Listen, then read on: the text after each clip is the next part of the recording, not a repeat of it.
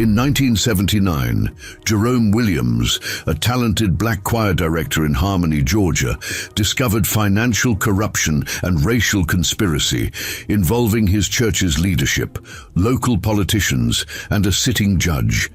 But before he could expose the truth, he vanished without a trace on a humid July evening. 26 years later, in 2005, new pastor Matthew Hayes was preparing Mount Zion Baptist Church for Easter service when he discovered a hidden compartment beneath the century-old piano containing Jerome's diary, financial records, threatening letters, and evidence of a murder conspiracy that had been covered up for decades. What Pastor Hayes found that day would finally bring justice to Jerome's family, expose the ugly truth about a community that had protected the guilty through silence, and prove that even the most carefully buried secrets cannot stay hidden forever. Before we jump back in, tell us where you're tuning in from, and if this story touches you, make sure you're subscribed, because tomorrow I've saved something extra special for you.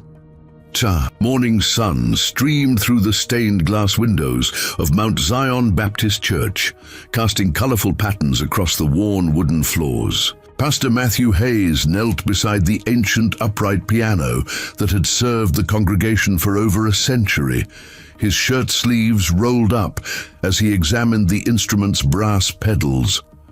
Easter Sunday was only 3 days away, and he wanted everything. Perfect for his first major holiday service since arriving in Harmony 6 months ago. The piano bench creaked as Matthew shifted it slightly to get a better angle. Something about the way it sat didn't seem quite right. The bench appeared to be resting unevenly, one corner slightly higher than the others. Matthew ran his hands along the base of the bench, feeling for loose screws or broken supports. Strange, he muttered to himself, pressing down on the raised corner. Instead of the solid resistance he expected, the corner gave way slightly, as if there was a hollow space beneath. Matthew stood up and examined the bench more carefully. The wear patterns on the leather seat didn't match the positioning of the wooden frame underneath. He lifted the seat cushion and found himself staring at what appeared to be a false bottom. His heart began beating faster as he realized he might have stumbled onto something significant. The church secretary, Betty Williams, entered through the side door carrying a stack of Easter bulletins. She was a pleasant woman in her late 50s, who had been with the church for over 15 years. "Good morning, Pastor Hayes," she called out cheerfully. "How's the piano tuning going?" "Morning, Betty," Matthew replied, not taking his eyes off the bench. "Actually, I think I found something unusual here. Have you ever noticed anything odd about this piano bench?" Betty set down her bulletins and walked over to where Matthew was kneeling. She adjusted her glasses and peered at the bench with curiosity. "Can't say that I have," she said thoughtfully. "That bench has been here longer than I have. Old Reverend Crawford used to play piano sometimes before Jerome Williams took over the music ministry." Matthew's ears perked up at the mention of Jerome Williams. He had heard whispers about the former choir director who had mysteriously disappeared decades ago, but no one seemed willing to discuss the details. "Jerome Williams," Matthew repeated carefully. "He was the choir director who disappeared, right?" Betty's expression shifted, becoming noticeably more guarded. She glanced around the empty sanctuary as if checking to make sure they were alone. "Yes, that's right," she said quietly. "Back in 1979, terrible thing, just vanished one night without a word to anyone." "Did anyone ever find out what happened to him?" Betty shook her head slowly, her discomfort evident. "Police investigated for a while, but nothing ever came of it. Some folks thought he just up and left town. Others figured something bad must have happened, but—" She trailed off and shrugged. "That was a long time ago, Pastor. Best to leave sleeping dogs lie." Matthew sensed there was more to the story, but he didn't want to press Betty further. Instead, he turned his attention back to the piano bench. "Well, whatever the case," he said, running his fingers along the edge of the false bottom, "I think there might be a compartment hidden under here." Would you mind helping me figure out how to open it? Betty hesitated for a moment, clearly torn between curiosity and what seemed like genuine apprehension. Finally, her curiosity won out. "I suppose it wouldn't hurt to take a look," she said, reluctantly. "Maybe there are old sheet music or church records stored in there." Matthew carefully examined the edges of the false bottom, looking for hinges, latches, or any mechanism that might allow it to open. After several minutes of careful probing, he found a small brass clasp hidden underneath the front edge of the bench, nearly invisible unless you knew exactly where to look. "Here we go," he said, his voice barely containing his excitement. "There's a clasp under here." The clasp was tarnished with age and required some gentle coaxing, but eventually it gave way with a soft click. The false bottom of the bench lifted, slightly, revealing a dark space beneath. Matthew carefully raised the wooden panel, and both he and Betty leaned forward to peer into the hidden compartment. Inside, wrapped in what appeared to be an old cloth, were several items that had been carefully preserved. "My goodness," Betty whispered, her hand flying to her chest. "What do you suppose all that is?" Matthew reached into the compartment and carefully lifted out the cloth bundle. It was heavier than he had expected and felt like it contained books or papers. He carried it over to the altar and gently set it down on the white linen cloth. "Should we open it?" he asked Betty, who was now standing close beside him, her earlier reluctance replaced by obvious fascination. "I think we have to," she replied, in a hushed tone. "After all these years, whatever's in there was meant to be found eventually." Matthew carefully unwrapped the outer cloth, revealing several items that made both of them gasp in surprise. There was a leather-bound diary with Jerome Williams embossed in gold letters on the cover, a manila folder filled with papers and documents, several sheets of handwritten musical compositions, and what appeared to be a collection of letters, tied together with a faded ribbon.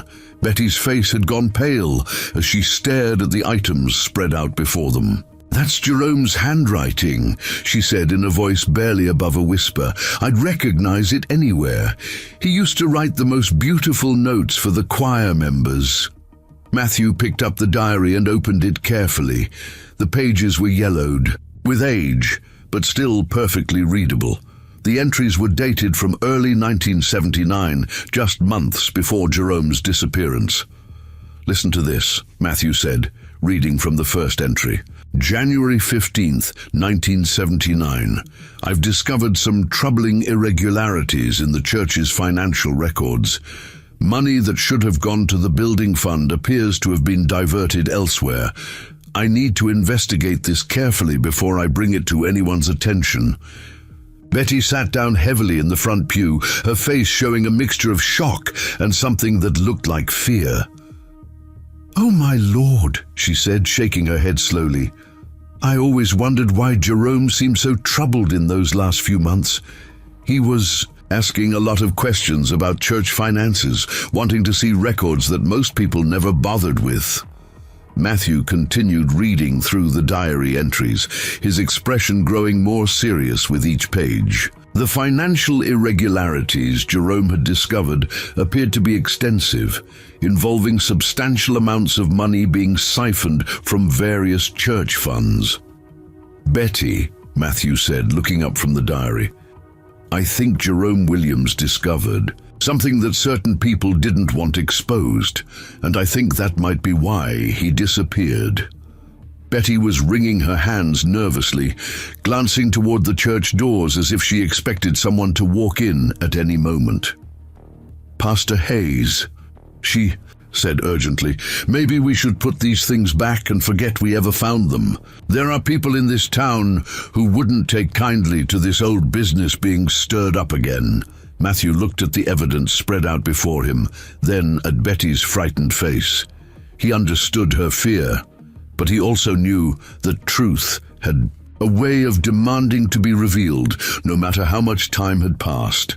"I can't do that, Betty," he said firmly but gently. "If Jerome Williams was murdered because he discovered corruption in this church, then his family deserves to know the truth."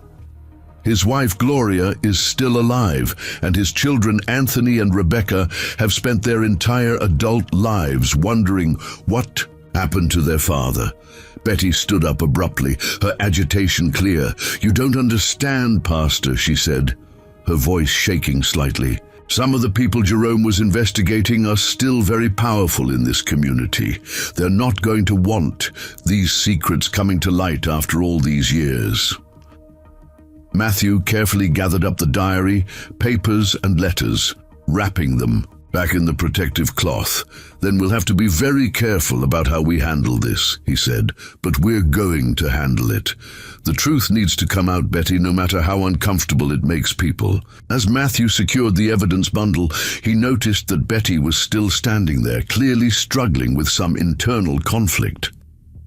"There's something else you should know," she said finally, her voice so quiet he could barely hear her.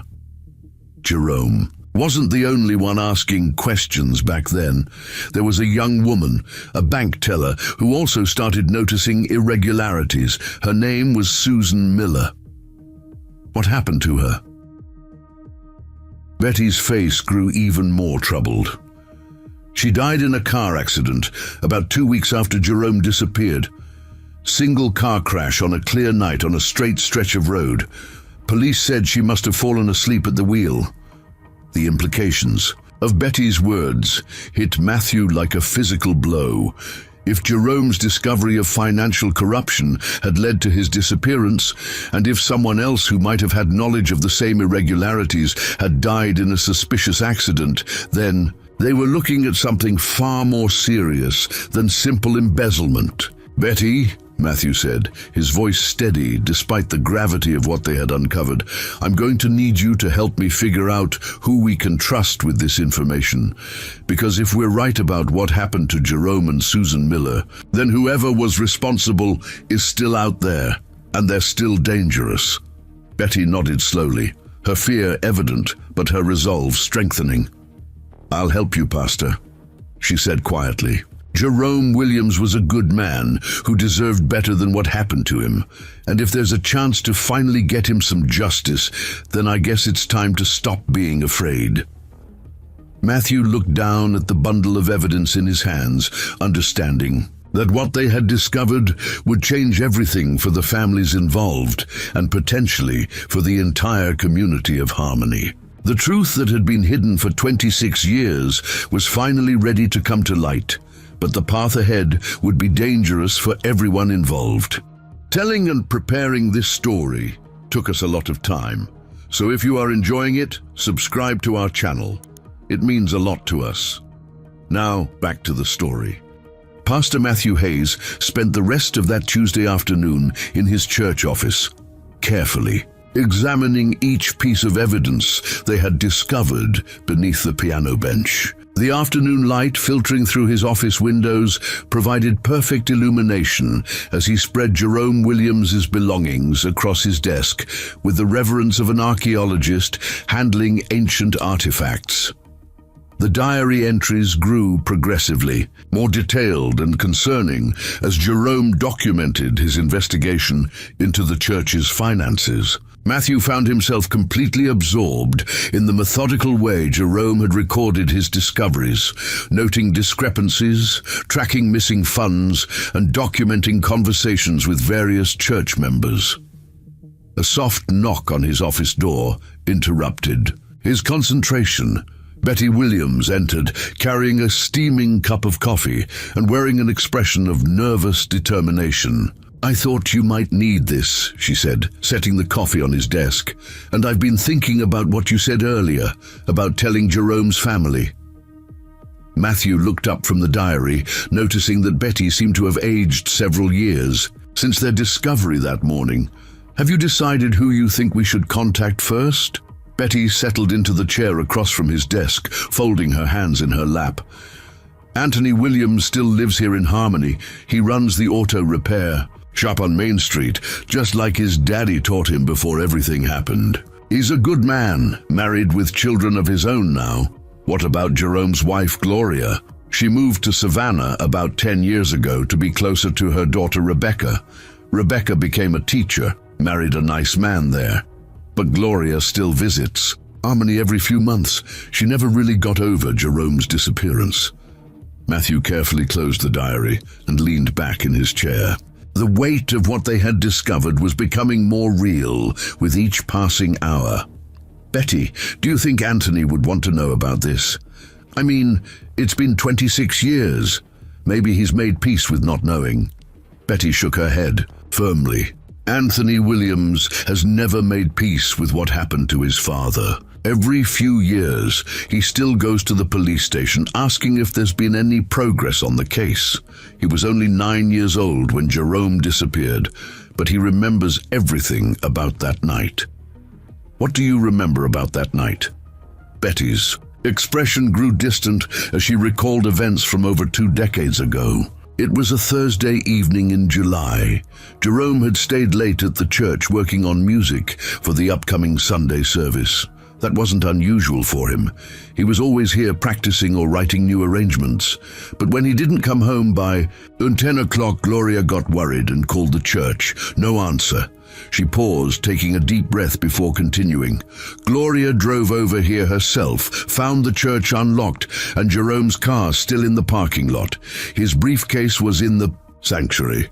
His jacket was hanging on the back of a chair, but Jerome was nowhere to be found. It was like he just vanished into thin air. Matthew picked up the bundle of letters that had been hidden with the diary. The ribbon holding them together was faded, but still intact. Do you mind if I read through these letters while you're here? I'd rather not be alone when I discover what they say. Go ahead, Pastor. I think I need to know what we're dealing with. Matthew carefully untied the ribbon and unfolded the first letter. The paper was thick and expensive, the kind used for official correspondence. The letterhead read, Office of Judge Walter Mitchell, and was dated June 15, 1979, just 3 weeks before Jerome's disappearance. This is from Judge Mitchell, Matthew said, reading the formal opening. Mr. Williams, it has come to my attention that you have been making inquiries into matters that do not concern you. I strongly advise you to discontinue this line of investigation for your own well-being and that of your family. Betty's face went white. Judge Mitchell, he's still alive, Pastor. He retired from the bench 5 years ago, but he's still one of the most powerful men in this county. Matthew continued reading the letter aloud. Your position as choir director does not grant you access to financial information beyond your immediate responsibilities. Any further interference in church business matters will be viewed as insubordination and may result in consequences beyond simple termination of employment. The second letter was even more direct and threatening. It came from Deacon Kenneth Barnes, dated July 2nd, 1979, just days before Jerome's disappearance. Williams, you have been warned once to mind your own business. The church operates under the guidance of its elected leadership, not choir directors who think they understand matters beyond their station. If you continue to create problems where none exist, you will find yourself without employment and without the protection that your current position provides. Betty was gripping the arms of her chair so tightly that her knuckles had turned white. Kenneth Barnes is still a deacon here. Pastor, he's in his 70s now, but he still comes to every service and every board meeting. The third letter made both of them go silent. It was written on plain paper in handwriting that neither of them recognized, dated July 10th, 1979, just 1 day before Jerome's disappearance. Final warning. Stop asking questions or your wife and children will pay the price for your stubbornness. There are ways to make people disappear permanently. Ask Susan Miller if you doubt our resolve. Matthew set the letter down on his desk with shaking hands. The direct threat against Jerome's family, combined with the reference to Susan Miller, painted a picture of a conspiracy willing to commit murder to protect their secrets. Betty, Matthew said quietly, we need to contact Anthony Williams right away. His family has a right to know what his father was facing in those final days. Betty nodded slowly. I'll call him and ask him to come by the church this evening. I won't tell him why over the phone. This is news that needs to be delivered in person." While Betty made the phone call from the church office, Matthew continued.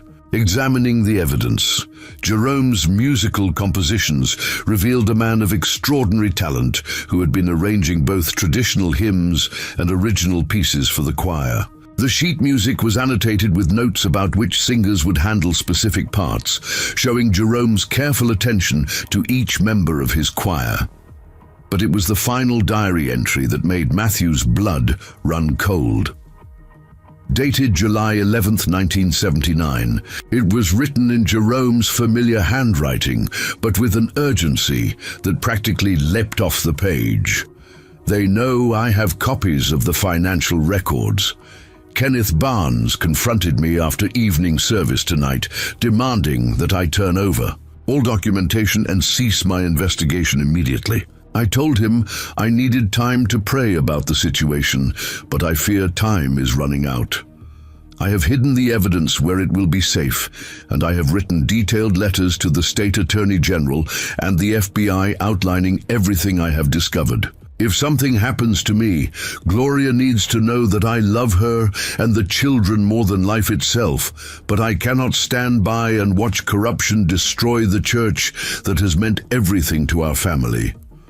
Betty returned from making her phone call, her face grave.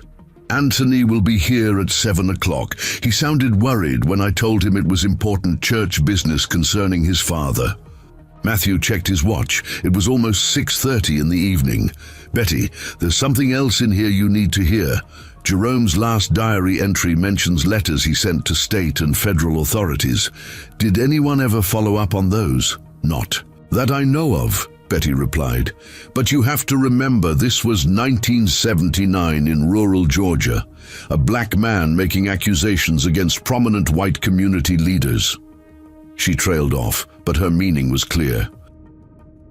The sound of a car door slamming in the church parking lot interrupted their conversation. Through the office window, Matthew could see a tall, solidly built man in work clothes walking toward the church entrance. Even from a distance, the family resemblance to Jerome Williams was unmistakable. "That's Anthony," Betty said, standing up nervously. "Pastor, how do we even begin to tell him what we've found?" Before Matthew could respond, they heard the church's front door open and footsteps echoing in the sanctuary. Anthony Williams appeared in the office doorway moments later, removing his baseball cap and running a hand through his graying hair. "Evening, Sister Betty," he said politely before turning to Matthew. "Pastor Hayes, I'm Anthony Williams. Betty said you wanted to speak with me about my father." Matthew stood and extended his hand, studying Anthony's face. The man had his father's intelligent eyes and strong jawline, but there was a wariness there that spoke of years of disappointment and unanswered questions. "Mr. Williams, thank you for coming on such short notice. Please have a seat. What I'm about to tell you is going to be difficult to hear, but it's information that your family has waited 26 years to receive." Anthony sat down slowly, his attention focused entirely on Matthew. "You found something, didn't you? Something about what happened to my dad?" Matthew nodded gravely. "We found evidence that your father hid in the church before his disappearance, evidence that explains why he vanished and who was responsible." Without preamble, Matthew began laying out the items they had discovered on his desk. Anthony's eyes widened as he recognized his father's handwriting on the diary cover, and his hands trembled slightly as he reached out to touch the musical compositions. "These are Dad's arrangements," Anthony said softly, his voice thick with emotion. "I remember him working on this one for our Christmas service in 1978. How did they end up hidden in the church?" Matthew explained about finding the secret compartment under the piano bench, watching as Anthony absorbed each detail with growing amazement and anger. When Matthew began reading excerpts from the threatening letters, Anthony's expression darkened considerably. "Judge Mitchell," Anthony said, his voice hard.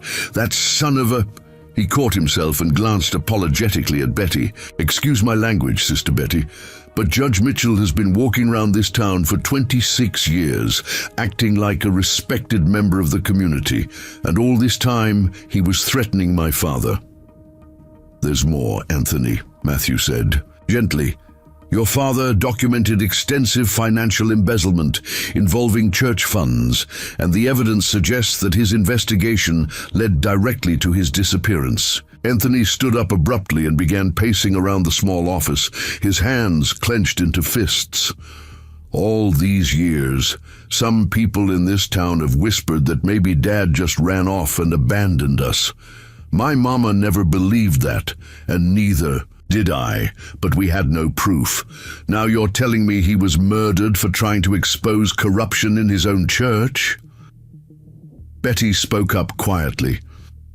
"Anthony, there's something else. The letters mention Susan Miller, the bank teller who died in that car accident right after your father disappeared. We think she might have been involved in your father's investigation somehow." Anthony stopped pacing and stared at Betty. "Susan Miller? I remember that accident. Dad mentioned her a few times, said she was helping him understand some of the banking procedures for church deposits. You think they killed her too?"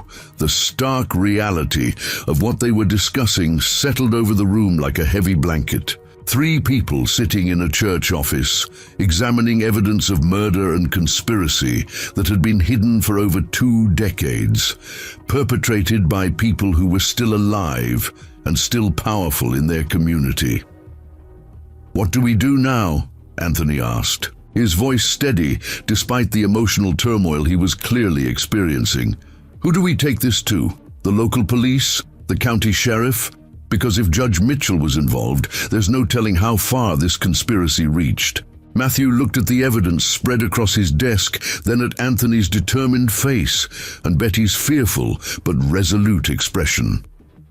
"We need to contact someone outside the local power structure," he said firmly.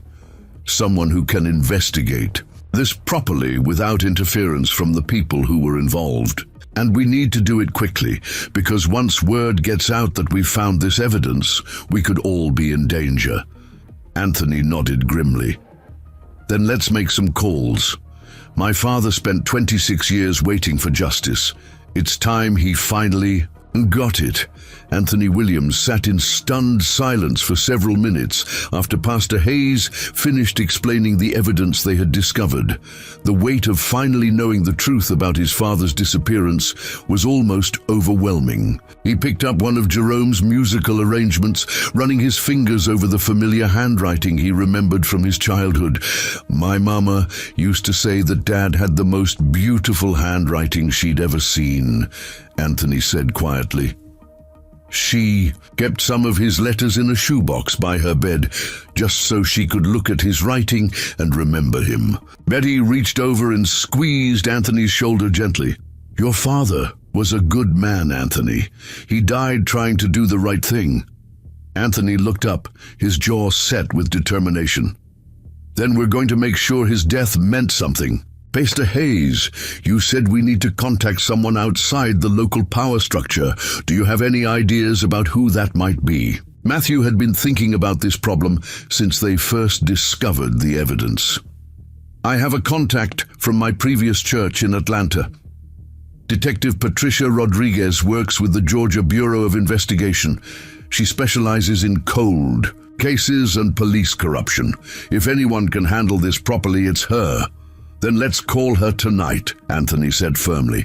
"I don't want to wait another day." Matthew pulled out his cell phone and scrolled through his contacts until he found Detective Rodriguez's number. It was nearly 8 o'clock in the evening, but he knew Patricia often worked late on difficult cases. The phone rang 3 times. Before a professional female voice answered, "Rodriguez. Detective Rodriguez, this is Matthew Hayes. I was the pastor at Grace Community Church in Atlanta before I moved to Harmony, Georgia." "Pastor Hayes, of course I remember you. You helped us with that missing persons case last year. What can I do for you?" Matthew took a deep breath. Detective, I need to report what I believe is a 26-year-old murder case involving church officials, a sitting judge, and a cover-up that extends into the current day. We've discovered evidence that was hidden by the victim before he was killed. There was a moment of silence on the other end of the line before Detective Rodriguez spoke again, her tone now completely focused and professional. Pastor, that's a serious allegation. Tell me exactly what you found. For the next 20 minutes, Matthew detailed everything they had discovered, from the hidden compartment under the piano bench to the threatening letters and Jerome's final diary entry. Detective Rodriguez asked detailed questions, taking notes and requesting that they not handle the evidence any further to preserve potential fingerprints or DNA. I'll drive down there tonight, Detective Rodriguez said when Matthew finished his account. Don't let anyone else know about this discovery until I arrive. Can you secure the evidence in a safe location? We can lock it in the church safe until you get here, Matthew replied. Good. I should be in Harmony by 10:30. Don't discuss this with anyone else and be very careful. If these people killed to protect their secrets 26 years ago, they might be willing to do it again. After hanging up, Matthew turned to Anthony and Betty. She's driving down tonight. We need to be very careful about who knows we've found this evidence. Anthony nodded grimly. I understand, but there's one person I have to call before Detective Rodriguez gets here. My mama deserves to know that we finally have answers about Dad. Of course, Matthew agreed, but please ask her not to discuss it with anyone else until the detective has had a chance to examine the evidence. Anthony pulled out his own phone and dialed his mother's number in Savannah. While he spoke quietly to Gloria Williams, Matthew and Betty carefully placed all of Jerome's belongings back in the protective cloth and secured the bundle in the church's small safe behind his office. Mama's coming up tomorrow morning, Anthony said after ending his call. She wants to see the evidence for herself, and she wants to be here when the detective arrives. Betty looked nervous. Anthony, do you think your mother will be able to handle this? Learning the truth after all these years might be more difficult than she expects. Anthony considered this carefully before responding.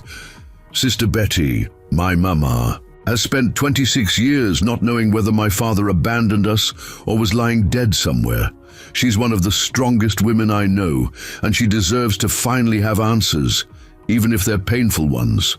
The three of them spent the next hour discussing the implications of what they had discovered. Matthew was particularly concerned about the fact that both Judge Mitchell and Deacon Barnes were still alive and still influential in the community. Judge Mitchell may be retired, Matthew said, but he still has connections throughout the county, government and the legal system. And Kenneth Barnes is still on our church board. He'll know something is happening the moment Detective Rodriguez starts asking questions. Betty shifted uncomfortably in her chair. There's something else you both should know. Kenneth Barnes' son Tommy is a deputy sheriff in the county. He might hear about the investigation before we want him to. Anthony's expression darkened. So we're dealing with a family that's had their fingers in both the church and law enforcement for decades. No wonder Dad's case never got properly investigated.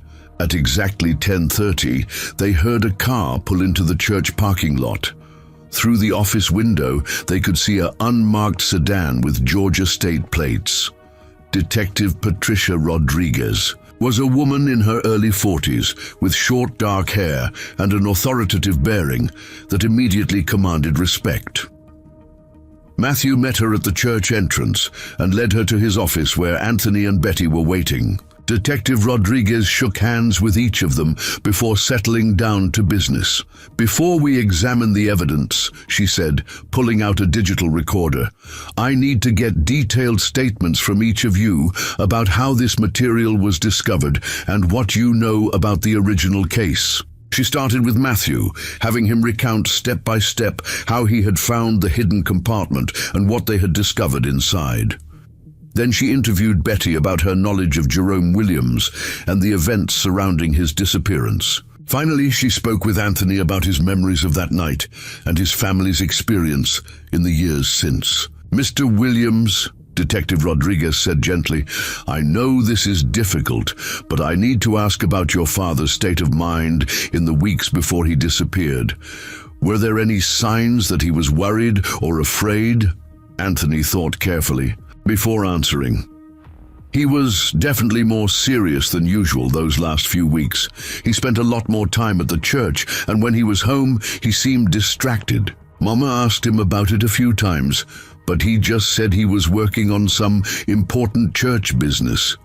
"Did he ever mention feeling threatened or having conflicts with anyone?"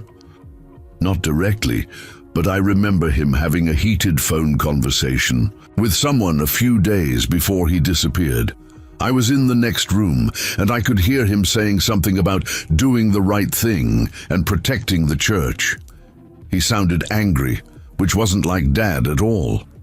Detective Rodriguez made notes in her notebook before asking Matthew to retrieve the evidence from the church safe. When he returned with the cloth bundle, she pulled on latex gloves before carefully unwrapping Jerome's belongings. She examined each item methodically, taking photographs with a high-resolution camera and placing everything in evidence bags. The diary received particular attention, with Detective Rodriguez carefully reading several entries while making notes.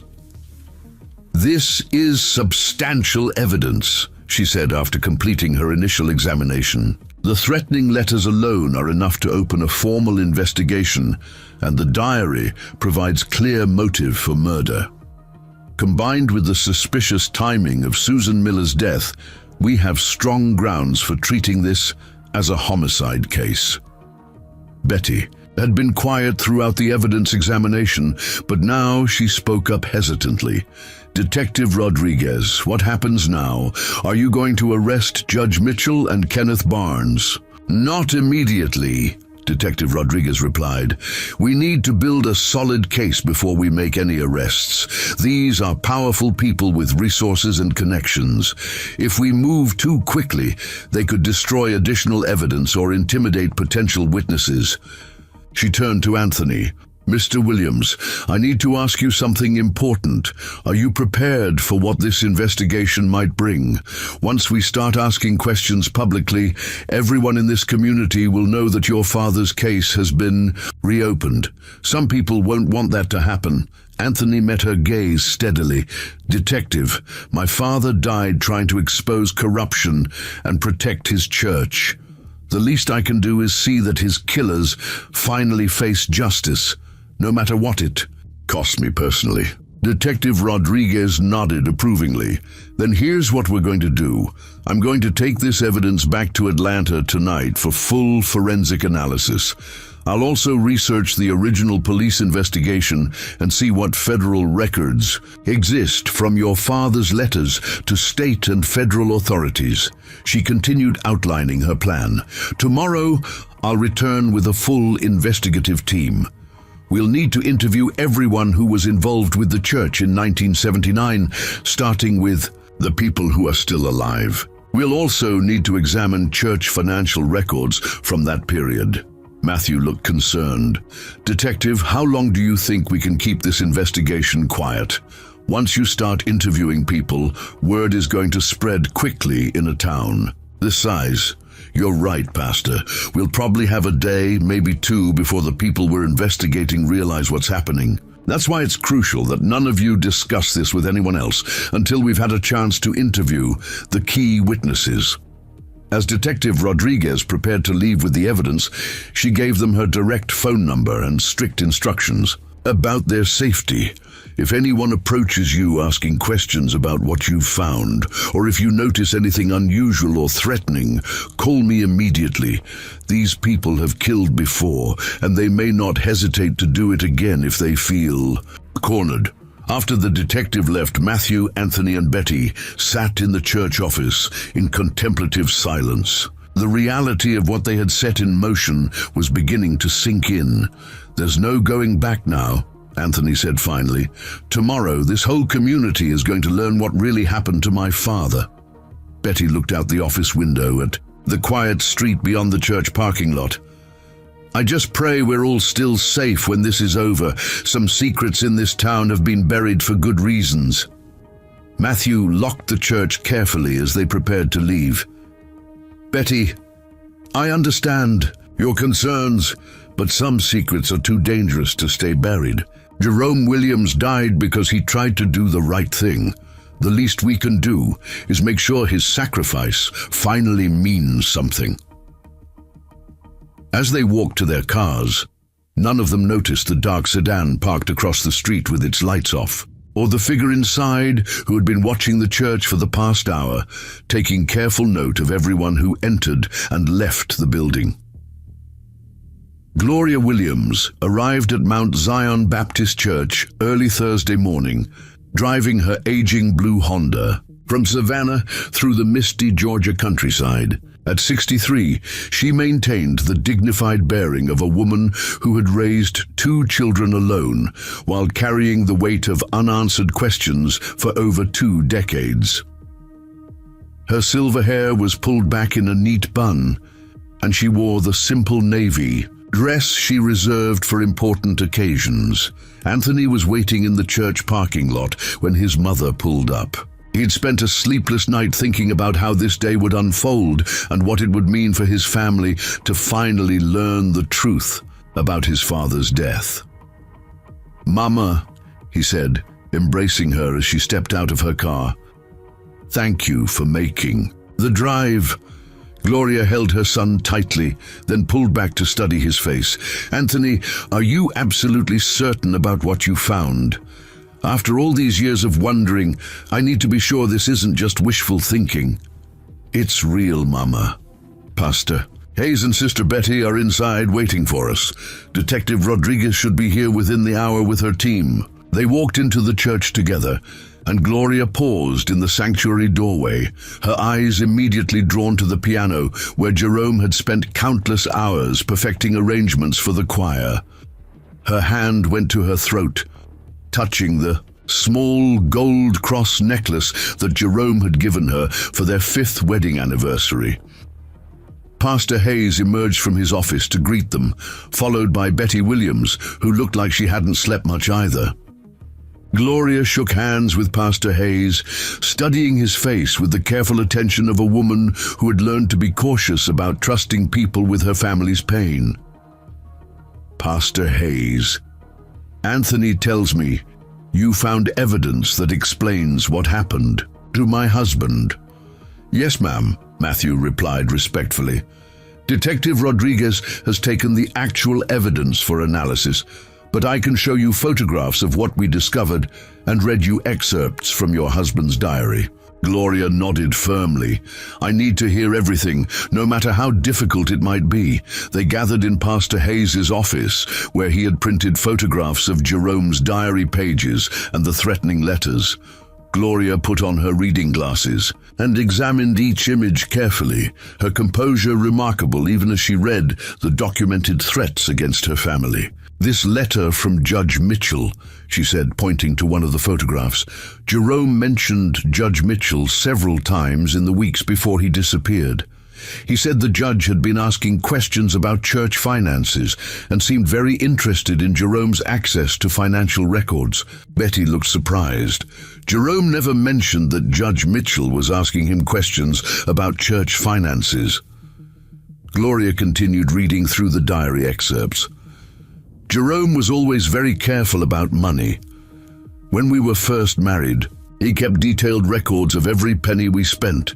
He would have noticed irregularities in church finances immediately." At 9:30, they heard multiple vehicles arriving in the church parking lot. Through the office window, they could see Detective Rodriguez stepping out of an unmarked SUV, followed by 3 other investigators carrying equipment cases and file boxes. Detective Rodriguez entered the church with her team and greeted each of them before making introductions. "This is Agent Kevin Walsh from the GBI, Detective Sarah Coleman from the State Fraud Division, and Dr. Patricia Cole, our forensic document examiner." Dr. Cole was a woman in her late 40s with graying hair pulled back in a professional ponytail. She carried a briefcase containing high-resolution photographs of all the evidence they had discovered. "Mrs. Williams," Detective Rodriguez said, gently, "I know this is overwhelming, but we need to ask you some detailed questions about your husband's behavior and conversations in the days before his disappearance." Gloria straightened in her chair. "Detective, I've been waiting 26 years to have someone take this case seriously. Ask me anything you need to know." The interview with Gloria lasted over an hour. She provided detailed information about Jerome's schedule, his concerns about church finances, and his growing unease in the weeks before his death. Most importantly, she confirmed that Jerome had indeed mailed letters to state and federal authorities just days before his disappearance. "Jerome was very secretive about those letters," Gloria recalled. "He told me he was writing to some government officials about church business, but he wouldn't tell me exactly what he was reporting. He said it was safer for me not to know the details." Agent Walsh looked up from his notes. "Mrs. Williams, do you remember which agencies he contacted?" "He mentioned the FBI and something called the State Attorney General's office. He also said something about the IRS because he thought the financial irregularities might involve tax fraud." Detective Rodriguez exchanged glances with her team members. "We'll need to track down those original reports. If your husband documented his discoveries in official complaints, those documents could be crucial evidence." After completing Gloria's interview, Detective Rodriguez outlined their plan for the day.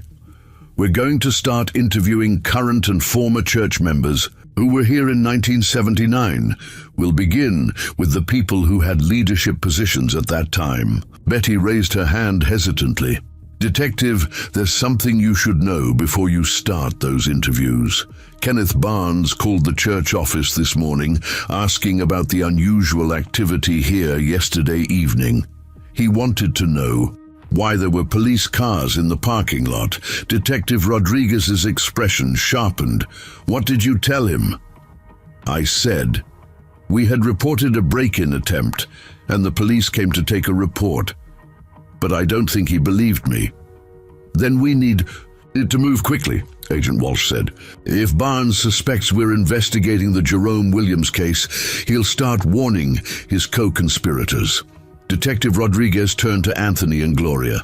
"I need both of you to stay away from the church today while we conduct these interviews. If the people we're investigating see you here, they'll know immediately what's happening."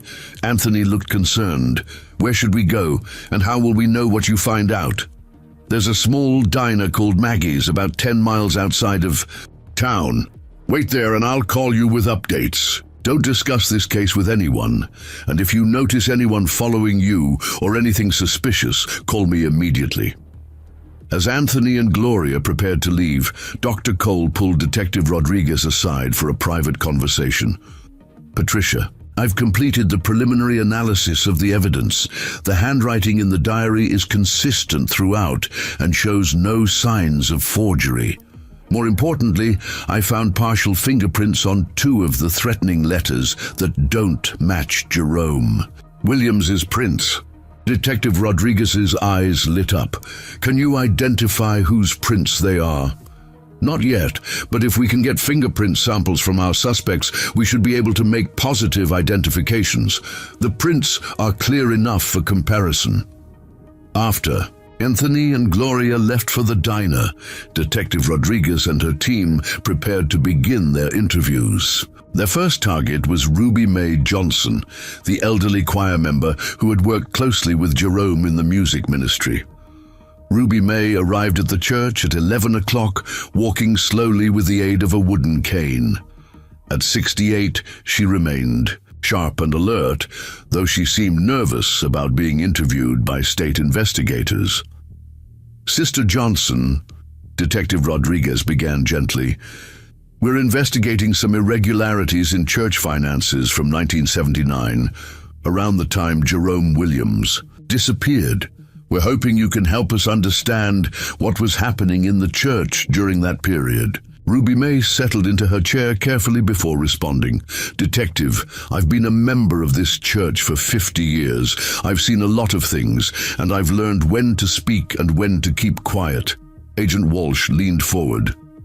"Sister Johnson, this is an official investigation into a potential murder case. Keeping quiet could be considered obstruction of justice." Ruby May's eyes widened at the word murder, but she maintained her composure. "Are you saying someone killed Jerome Williams?" "We have evidence suggesting that Mr. Williams was murdered because he discovered financial embezzlement in the church," Detective Rodriguez explained. "We need to know what you observed during that time period." Ruby May was quiet for a long moment, clearly wrestling with some internal conflict. Finally, she spoke in a voice barely above a whisper. "Jerome came to me about 3 weeks before he disappeared. He was very upset about something, but he wouldn't tell me exactly what was wrong. He asked me if I had ever noticed anything unusual about how church money was handled." Detective Coleman, the fraud specialist, pulled out her notebook. "Did you notice anything unusual?" "There were some things that seemed odd," Ruby May admitted reluctantly. "Deacon Barnes always handled the money collection himself, even though we were supposed to have multiple people count the offerings. And the financial reports that were read to the congregation never seemed to match up with what I knew people had donated." "Can you be more specific about the discrepancies?" Ruby May looked around nervously, as if checking to make sure they weren't being overheard.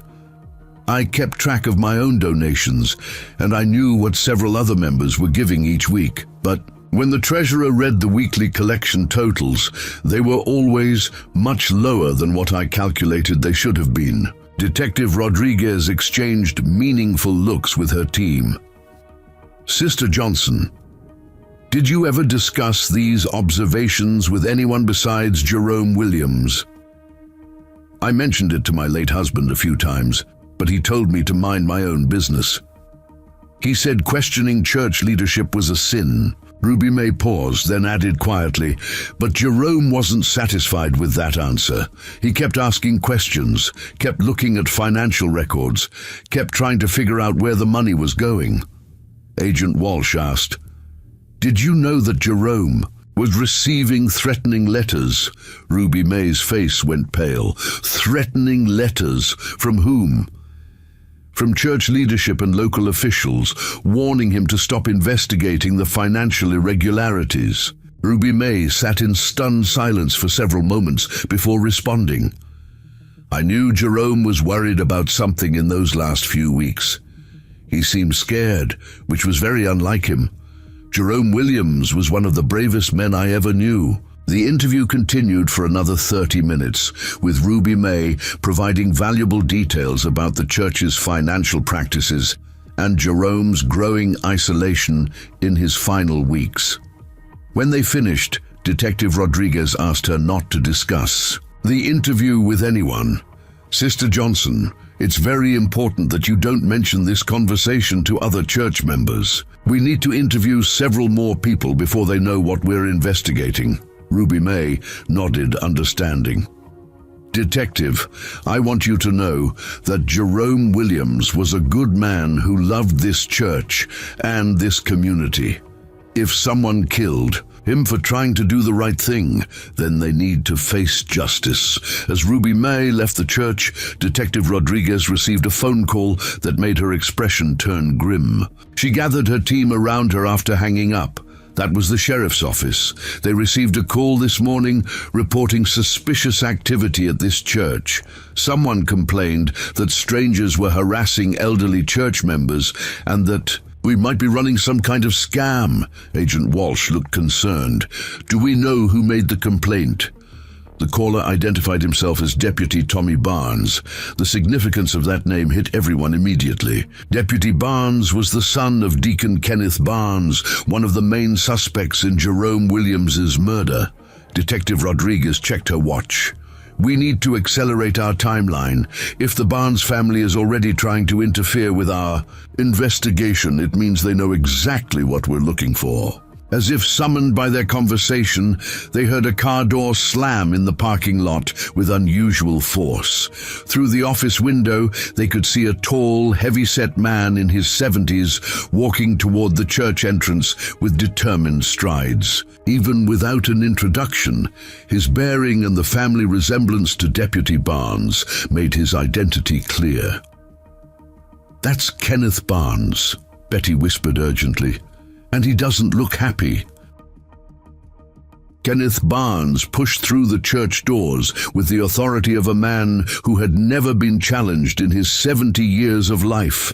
His face was flushed red with anger, and his hands were clenched into fists as he strode down the center aisle toward Pastor Hayes's office. Behind him trailed a younger man in a sheriff's deputy uniform, his son Tommy Barnes.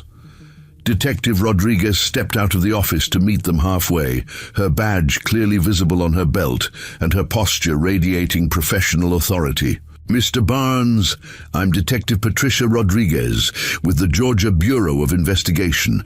I understand you have concerns about our presence here today." Kenneth Barnes stopped just a few feet away from Detective Rodriguez, his breathing heavy from both exertion and anger. "I certainly do have concerns. This is a house of worship, not some crime scene for you people to disrupt. What gives you the right to come in here and harass our members?" "We're conducting a legitimate investigation into a cold case, Mr. Barnes. We have proper authorization, and we're following all legal protocols." Deputy Tommy Barnes stepped forward, his hand resting on his duty belt in what was clearly meant as an intimidating gesture. He was a large man in his early 40s with his father's aggressive demeanor, but lacking the older man's cunning intelligence. "Detective Rodriguez, I've received multiple complaints about your activities here today. Citizens are concerned that you're running some kind of scam, impersonating law enforcement officers to take advantage of elderly church members." Agent Walsh moved to stand beside Detective Rodriguez, his own credentials visible. "Deputy Barnes, you can verify our identities and authorization through proper channels. In the meantime, you're interfering with an official state investigation." Kenneth Barnes's eyes narrowed as he studied the faces of the investigators. "What kind of investigation? What possible crime could you be looking into in a peaceful church?" Detective Rodriguez met his gaze steadily. "We're investigating the 1979 disappearance and suspected murder of Jerome Williams. We have new evidence that suggests Mr. Williams was killed because he discovered financial improprieties involving church leadership." The effect of her words on Kenneth Barnes was immediate and dramatic.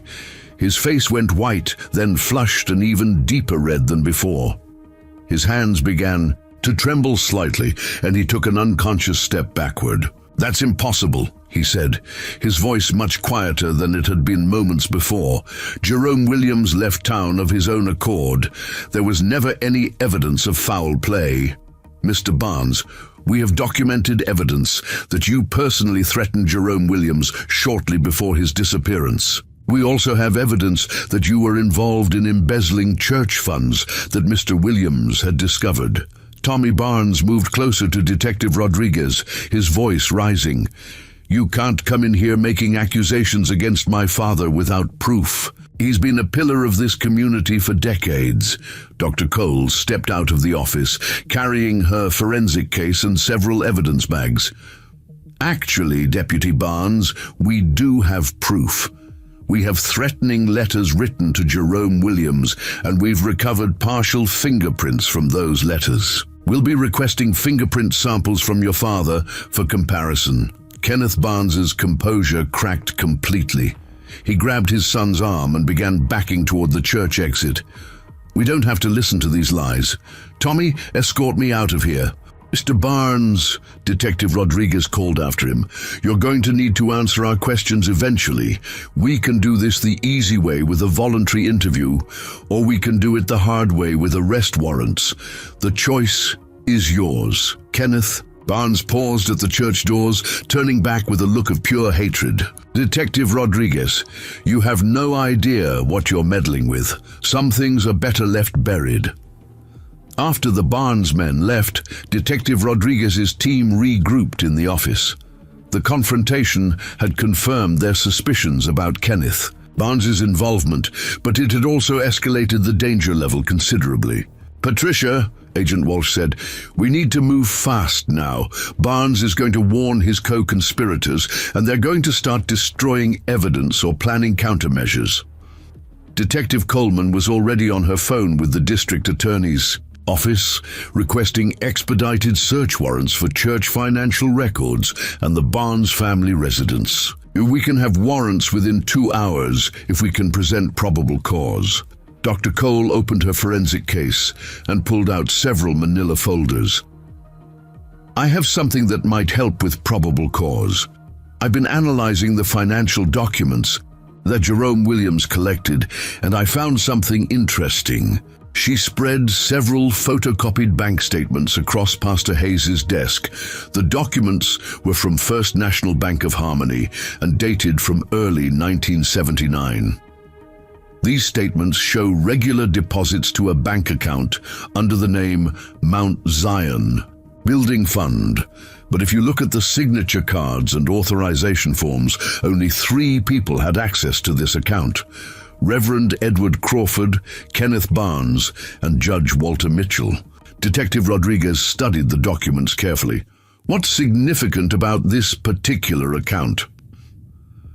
According to church records that Jerome Williams copied, the building fund was supposed to be managed by a committee of 5 people, including Jerome Williams himself. But these bank records show that Jerome never had access to the account, and substantial withdrawals were made on a regular basis. Agent Walsh pulled out his calculator and began adding up the withdrawal amounts. "We're looking at over $40,000 withdrawn from this account between January and July of 1979. That's equivalent to about $150,000 in today's money." Betty Williams had been listening quietly from the corner of the office, but now she spoke up with obvious distress. "That explains why the church building project was cancelled so suddenly in late 1979. Reverend Crawford announced that there wasn't enough money in the building fund to proceed with construction." Detective Rodriguez turned to Betty. "Do you remember any other financial irregularities from that time period?" "There were several," Betty admitted reluctantly. "The youth ministry fundraising money disappeared around the same time, and the special collection for missionary work that we took up every Easter, that money never seemed to make it to the missionaries we were supposed to be supporting." Dr. Cole pulled out another set of documents. "I also found records indicating that Judge Mitchell was receiving regular payments from an account controlled by Kenneth Barnes.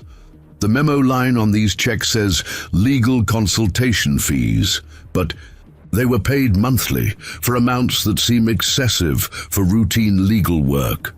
The picture of the conspiracy was becoming clearer.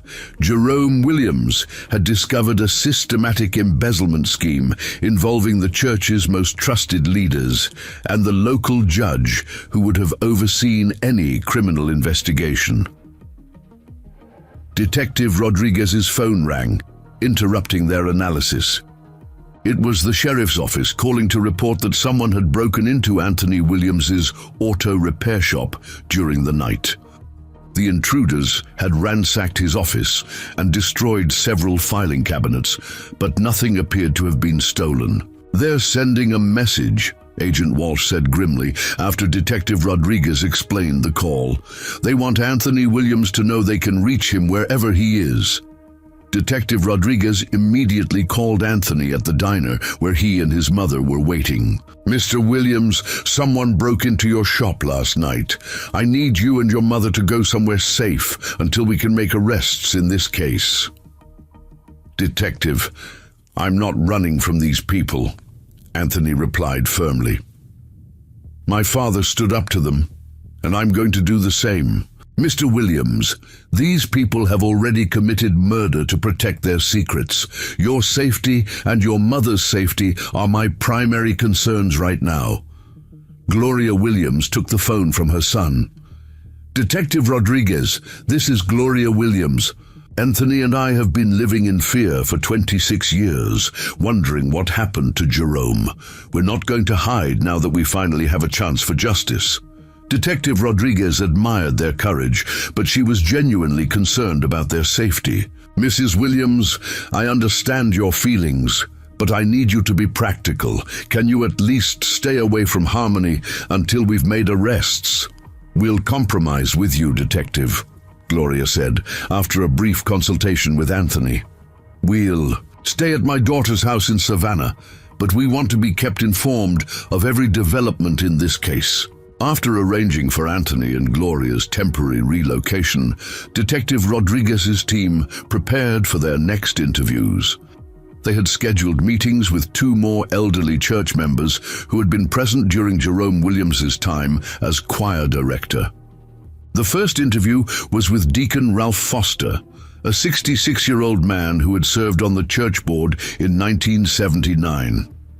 Ralph arrived at the church visibly nervous, having heard rumors about the morning's confrontation with Kenneth Barnes.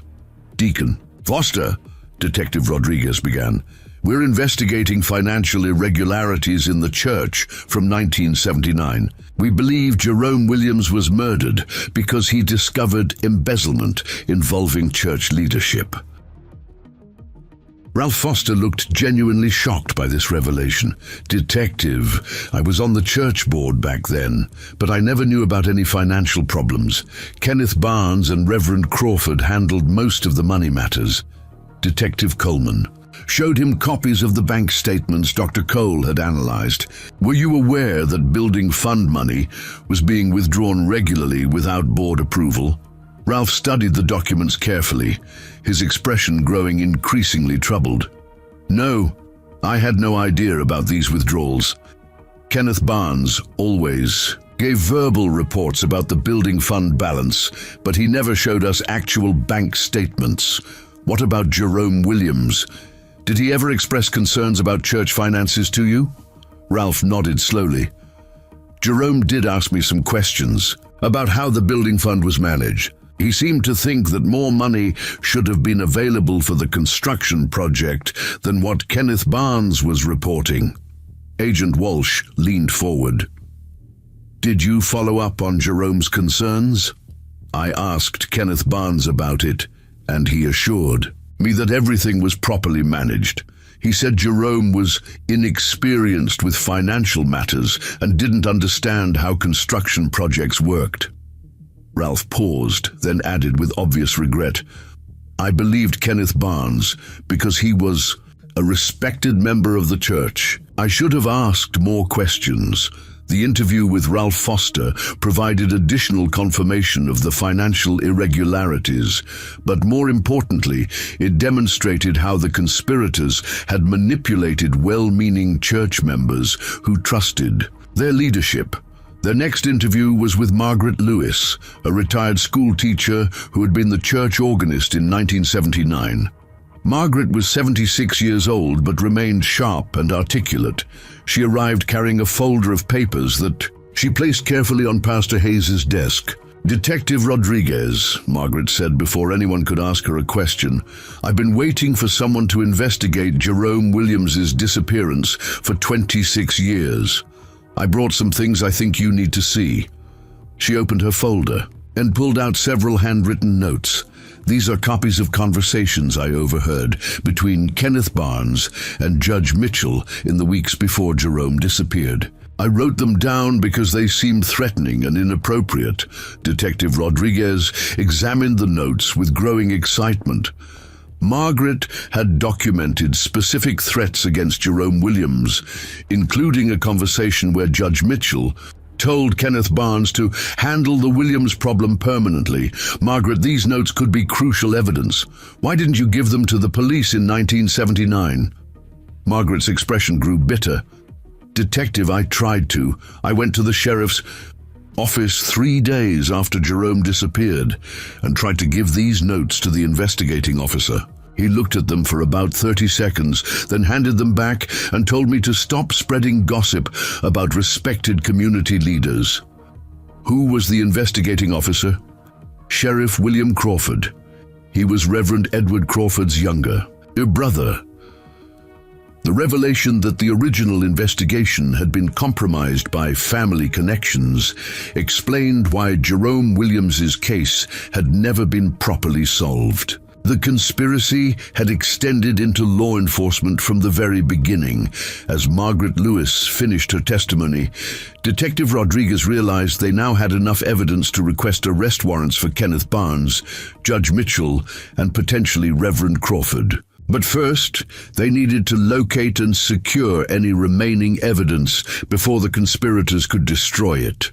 "We're moving into the arrest phase," she told her team. "But first, we need to get those search warrants and execute them tonight.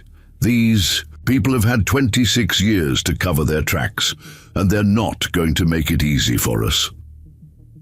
By 6 o'clock Thursday evening, Detective Rodriguez had received approval for multiple search warrants from Judge Sarah Henderson in the county courthouse. Judge Henderson was a relatively new appointment who had no connections to the 1979 conspiracy, making her a safe choice for authorizing the sensitive warrants.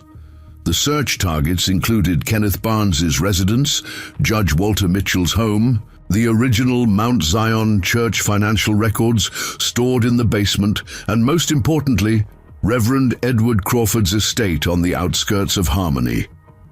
Detective Rodriguez gathered her expanded team in the church parking lot as the sun began, setting behind the Georgia pine trees. She had called in additional agents from Atlanta, including a specialized evidence recovery team and a forensic anthropologist, Dr. Michael Green, whose presence suggested they might be looking for human remains. "Listen carefully, Detective," Rodriguez addressed the assembled officers. "We have reason to believe that Jerome Williams's body may be buried somewhere on the Crawford property. The Crawford estate includes 40 acres of woodland, a main house, and several outbuildings that date back to the 1940s. Agent Walsh reviewed the tactical plan they had developed. "We'll execute all warrants simultaneously at 8 o'clock. This prevents the suspects from warning each other or destroying evidence while we search one location." Dr. Green, a tall man with graying hair and decades of experience locating buried remains, studied aerial photographs of the Crawford estate. "Detective Rodriguez, do we have any indication of where on the property the body might be located?" "We found this in Jerome Williams's final diary entry," Detective Rodriguez said, showing the team a photograph of one of Jerome's last written pages. He wrote, "If something happens to me, look for the truth where the old oak stands guard over the faithful departed. We think he was leaving a clue about where his killers might dispose of his body." Dr. Green nodded thoughtfully. "That sounds like he's referring to a cemetery or burial ground. Many rural properties in Georgia have family cemeteries dating back to the 19th century." Betty Williams, who had remained at the church to assist the investigation, overheard their conversation and approached Detective Rodriguez hesitantly. "Detective, there is an old cemetery on the Crawford property. It's where the original Crawford family members were buried back in the 1800s. Edward Crawford's grandfather used to take church members on historical tours of the graveyard when I was young." "How large is this cemetery, and where exactly is it located?" Betty thought carefully before responding. "It's not very large, maybe 20 or 30 old headstones arranged around a massive oak tree that must be over 200 years old. It's about half a mile behind the main house, up on a ridge overlooking the river." Dr. Green's eyes lit up with professional interest. "That matches the diary reference perfectly. Where the old oak stands guard over the faithful departed could easily describe a family cemetery centered around an ancient oak tree." As the investigation teams prepared to deploy to their assigned locations, Detective Rodriguez received an urgent phone call from Sheriff Robert Coleman, the current sheriff, who had replaced the corrupt William Crawford years earlier. "Detective Rodriguez, we have a problem. Judge Walter Mitchell left town this afternoon. According to his housekeeper, she said he received a phone call around 2 o'clock and packed a suitcase immediately afterward. Do we know where he went?" His Housekeeper thinks he drove toward the state line, but she's not certain. We've issued a statewide bolo alert, but if he's trying to flee the jurisdiction, he has several hours head start." Detective Rodriguez cursed under her breath. Judge Mitchell's flight confirmed his guilt, but it also meant they had lost the opportunity to arrest one of the main conspirators. "Sheriff Coleman, we're executing search warrants tonight. I need your department to secure Mitchell's residence and prevent anyone from removing evidence." "Already done, Detective. I have 2 deputies posted at his house, and we've sealed the property." At exactly 8 o'clock, the coordinated searches began. Detective Rodriguez led the team to the Crawford estate, a sprawling property surrounded by wrought iron fencing and mature landscaping that spoke of old Southern money and established power. Reverend Edward Crawford answered the door himself when they arrived with the search warrant. At 75 years old, he remained an imposing figure with silver hair and the commanding presence of a man accustomed to being obeyed without question. "Detective Rodriguez," he said coldly, examining the search warrant with careful attention. "I find it remarkable that you would desecrate the home of a retired minister based on ancient gossip and unfounded accusations." "Reverend Crawford, this is a legal search warrant signed by a judge. We have probable cause to believe that evidence related to Jerome Williams's murder is located on your property." Crawford's composure never wavered, but Detective Rodriguez noticed his hands trembling slightly as he handed the warrant back to her. "Jerome Williams was a troubled man who left this community of his own accord. You're wasting taxpayer money chasing ghosts." Agent Walsh and the evidence recovery team began their systematic search of the main house, while Detective Rodriguez and Dr. Green headed toward the family cemetery with ground-penetrating radar equipment and excavation tools. The cemetery was exactly as Betty Williams had described it, a collection of weathered headstones arranged in a rough circle around an enormous oak tree whose massive trunk would have required 3 men holding hands to encircle. Many of the headstones dated back to the 1840s and 1850s, marking the graves of Crawford family ancestors. Dr. Green began setting up the ground-penetrating radar while Detective Rodriguez examined the cemetery layout. The equipment would allow them to detect any disturbances in the soil that might indicate a burial site that didn't correspond to the marked graves. "Patricia!" Dr. Green called out after completing his initial scan. "I'm getting some interesting readings about 30 feet southeast of the main oak tree. There's definitely a subsurface anomaly that doesn't match the pattern of the legitimate graves." Detective Rodriguez joined him at the radar display, watching as the electronic images revealed what appeared to be a rectangular disturbance in the earth, approximately 6 feet long and 3 feet wide, dimensions consistent with a hastily dug grave. "Dr. Green, how certain are you that this represents a burial site?" "Very certain. The radar is showing both the outline of the excavation and what appears to be organic material at approximately 4 feet below the surface. This is definitely where someone buried something large enough to be human remains." As they prepared to begin careful excavation of the site, Detective Rodriguez received a radio call from Agent Walsh at the main house. "Patricia, you need to see what we found in Crawford's study. We've located financial records going back to 1979, and it's clear that substantial amounts of money were systematically stolen from the church over a period of several years. Can you be more specific about the amounts?" "We're talking about over $100,000 in church funds, diverted to personal accounts controlled by Crawford Barnes and Judge Mitchell. The documentation is extensive. Bank statements, cancelled checks, altered financial reports to the congregation." Dr. Green had begun the delicate process of excavating the anomaly they had detected. Using archaeological techniques to preserve any evidence, he carefully removed layers of soil, while Detective Rodriguez documented the process with photographs. At a depth of approximately 3 feet, Dr. Green's brush encountered something that was clearly not natural soil composition. "Detective, I found fabric. It appears to be clothing or possibly a burial shroud." Detective Rodriguez's pulse quickened as Dr. Green continued his careful excavation. Within minutes, the unmistakable outline of human skeletal remains became visible in the red Georgia clay. "We have a body," Detective Rodriguez radioed to her team. "Adult male, based on preliminary assessment. The remains appear to have been wrapped in what looks like a church robe or similar religious garment." Dr. Green continued his methodical exposure of the remains, while Detective Rodriguez called for additional forensic specialists. The skeleton was essentially complete, suggesting the body had been buried intact rather than dismembered or scattered. "Detective," Dr. Green said quietly, "there's something else here.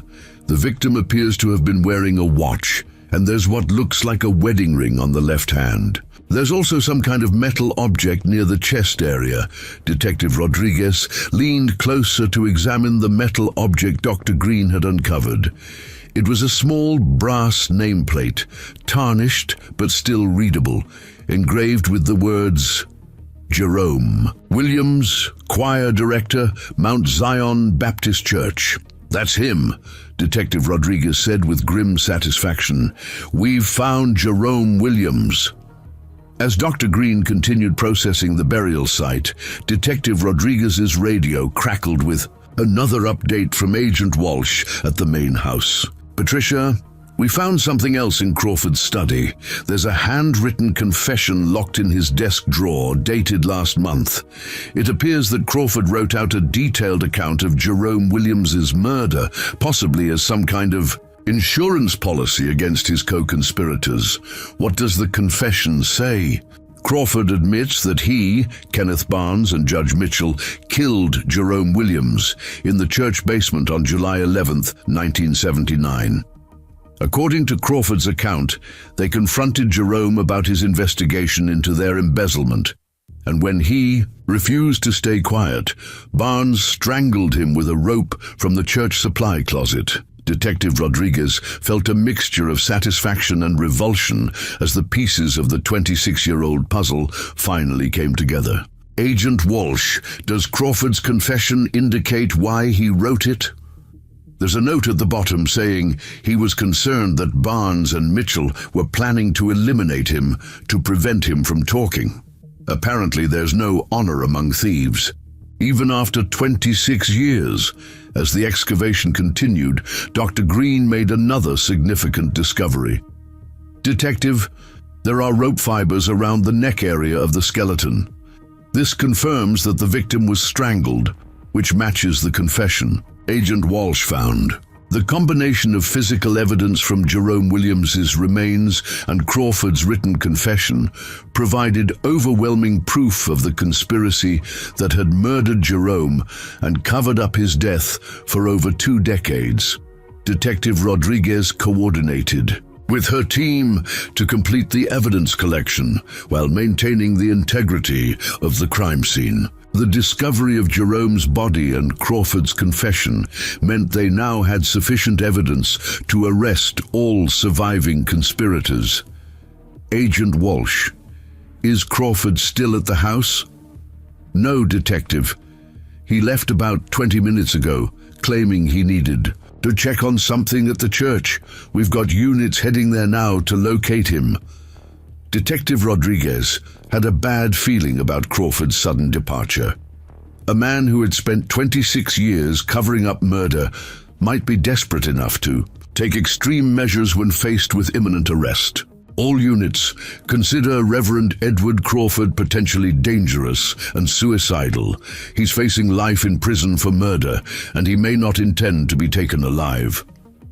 As emergency lights began flashing through the trees around the Crawford estate, Detective Rodriguez realized that the investigation was entering its most dangerous phase. They had found the truth about Jerome Williams' murder, but the surviving conspirators still had the power to cause more harm before justice was finally served.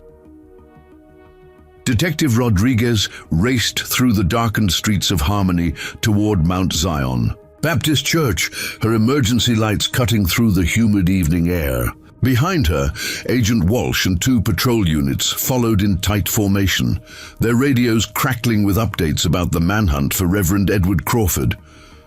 The church parking lot was empty when they arrived, but Detective Rodriguez noticed immediately that the front doors were standing wide open, spilling warm yellow light onto the steps. Crawford's dark blue Cadillac was parked at an odd angle near the side entrance, as if he had arrived in haste. "All units, suspect vehicle is on site," Detective Rodriguez radioed as she stepped out of her car. "Approach with extreme caution. Crawford may be armed and is definitely desperate."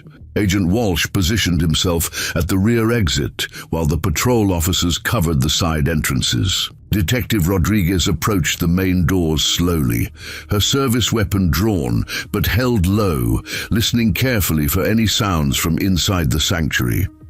The church was eerily quiet except for the soft hum of fluorescent lights and the faint sound of someone moving around near the altar area. Detective Rodriguez could see a figure hunched over the piano, where Jerome Williams had spent countless hours perfecting his musical arrangements.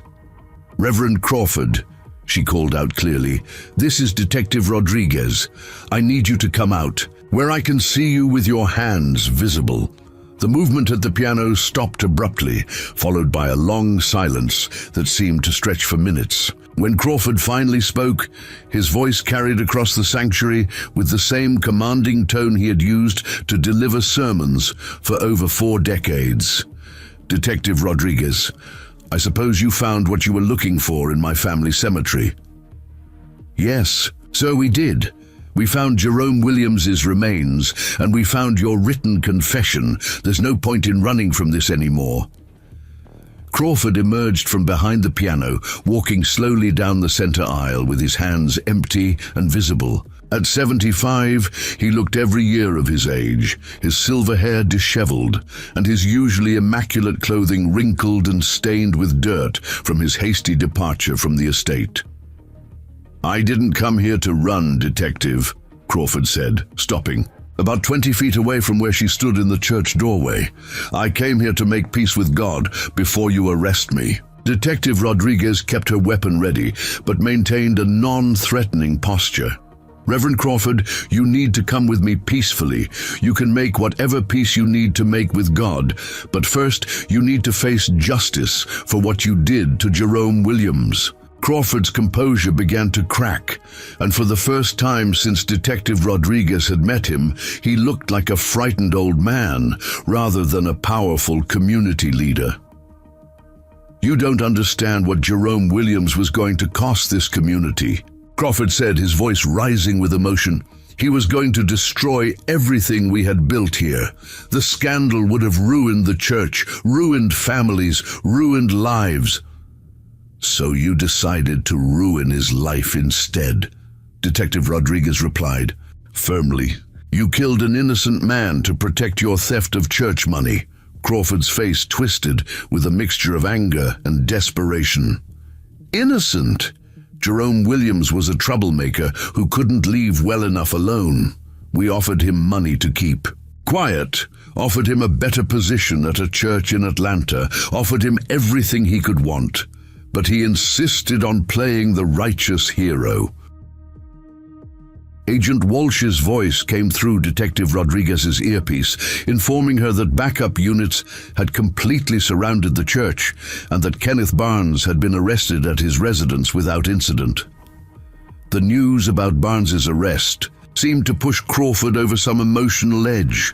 "Kenneth Barnes was always the weak link," Crawford said bitterly. "I knew he would break eventually. That's why I wrote that confession, insurance against Kenneth's inevitable cowardice." Detective Rodriguez took a step closer, trying to establish a more personal connection with Crawford. "Reverend, you've carried this burden for 26 years. Don't you think it's time to let it go? Jerome Williams' family deserves to know the truth, and they deserve to see justice done." Crawford laughed harshly, a sound that echoed strangely. in the sacred space. Justice? Detective Rodriguez, there is no justice in this world. There are only those with power and those without it. Jerome Williams forgot which category he belonged to. What about Susan Miller? Detective Rodriguez pressed. Did she also forget which category she belonged to? Crawford's expression grew, even darker. Susan Miller was collateral damage. She saw bank records she shouldn't have seen, asked questions she shouldn't have asked. Judge Mitchell handled that situation, while Kenneth Barnes and I dealt with Jerome Williams. The casual way Crawford discussed Susan Miller's murder revealed the depths of the conspiracy and the complete lack of remorse the conspirators felt for their victims. Detective Rodriguez realized she was dealing with someone who had rationalized multiple murders as necessary business decisions. Reverend Crawford, I need you to walk toward me slowly with your hands where I can see them. It's time to end this. Instead of complying, Crawford reached into his jacket pocket and pulled out a small black object that Detective Rodriguez immediately recognized as a pistol. She raised her own weapon and took cover behind one of the wooden pews. "Don't make this worse than it already is," she called out urgently. "Put the gun down and let's resolve this peacefully." Crawford held the pistol at his side, not pointing it at Detective Rodriguez, but clearly prepared to use it. "Detective, I've spent my entire adult life serving this community, building this church, helping people find their way to God. I'm not going to spend my final years rotting in a prison cell because of Jerome Williams' self-righteous crusade." Agent Walsh's voice crackled through the radio again, informing Detective Rodriguez that sharpshooters were in position outside the church windows and that a hostage negotiator was en route. But Detective Rodriguez sensed that Crawford was moving toward a decision that would make professional negotiation impossible. "Reverend, think about your legacy," Detective Rodriguez said, trying a different approach. "You've done good things in your life, helped people, served your community. Don't let this be how your story ends." Crawford raised the pistol slowly, but instead of pointing it at Detective Rodriguez, he pressed the barrel against his own temple. "Detective Rodriguez, my legacy was destroyed the moment you found Jerome Williams's body. There's nothing left for me but shame and prison." "That's not true, Reverend. You can still do the right thing. You can help Jerome Williams's family understand what happened, help them find closure. You can make some small measure of amends for what you've done."